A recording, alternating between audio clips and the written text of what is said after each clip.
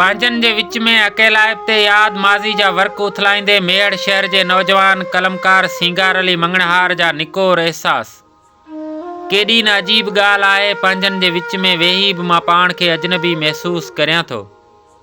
उहे ई चेहरा जिन जी खिल ते कॾहिं मुंहिंजी दिलि गुलनि वांगुरु टिड़ी पवंदी हुई, अॼु उन्हनि ई नज़रनि में अणॼाणाई जा कंडा चुभनि था।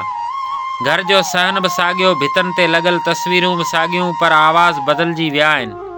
हाणे को बि मुंहिंजो नालो ओहियत सां नथो सॾे। कॾहिं सोचींदो हुयसि पंहिंजा माण्हू पंहिंजा हूंदा आहिनि, साए वांगुरु गॾु रहंदा आहिनि, पर हाणे सम्झां थो त साया बि सिर्फ़ु सिज ताईं साथ ॾींदा आहिनि, राति थींदे ई पंहिंजो पंहिंजो पासो वठी वेंदा आहिनि। मुंहिंजी ख़ामोशी खे कंहिं बि पढ़ण जी कोशिशि न कई। मुंहिंजी खिल खे सची सम्झो वियो ऐं अंदर जो तूफ़ान कंहिंजे कननि ताईं न पहुतो। कॾहिं माउ जी दुआ मुंहिंजी पेशानी ते चमकंदी हुई, अॼु साॻी पेशानी सवालनि जे लकीरनि सां भरियल आहे। भाइरनि जे भाकरनि में बि कॾहिं ताक़त हूंदी हुई, हाणे हथ मिलनि था पर दिलियूं न मिलण जे बराबरि। पंहिंजनि जे विच में इहो अहसासु वॾो कठिन हूंदो आहे। जॾहिं अव्हां रोइणु चाहियो पर अखियुनि खे हुकुम हुजे त कमज़ोर न आहे ॾेखारणो। मूं सिखियो आहे दर्दनि खे लफ़्ज़नि में दफ़न करणु ऐं अहसासनि खे राति जी ऊंदाही जे हवाले करणु।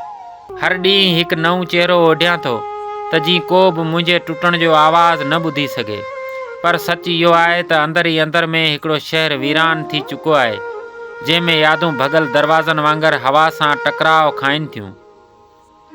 पंहिंजा माण्हू शायदि सम्झनि था त मां मज़बूत आहियां, पर खेनि केरु ॿुधाए त मज़बूत माण्हू बि कॾहिं कॾहिं पंहिंजनि तकलीफ़ुनि जे वज़न हेठि चूर थी पवंदा आहिनि। राति जॾहिं सभु सुम्हंदा आहिनि त मां पंहिंजी दिलि सां ॻाल्हाईंदो आहियां। उनखां पुछंदो आहियां त छा वाक़ई ही सभु पंहिंजा आहिनि, ऐं दिलि आस्ते चवंदी आहे पंहिंजा उहे हूंदा आहिनि जेके तुंहिंजी ख़ामोशी जो मतिलबु सम्झनि।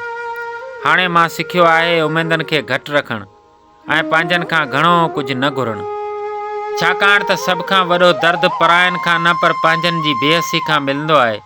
आख़िर में बसि एतिरो चवंदुसि, टुटल जज़्बनि जे हिन मेले में मां पाण खे ॻोल्हींदो रहियुसि, पंहिंजनि जी छांव में वेही सिज जी तपश सहंदो रहियुसि, ऐं जॾहिं सभु सवाल थकिजी पिया त लफ़्ज़नि मुंहिंजो हथु पकड़ियो ऐं मूं आस्ते लिखियो, सिंगार मंगणहार पंहिंजनि खां हाराए बि अहसासनि सां जीअंदो रहियो।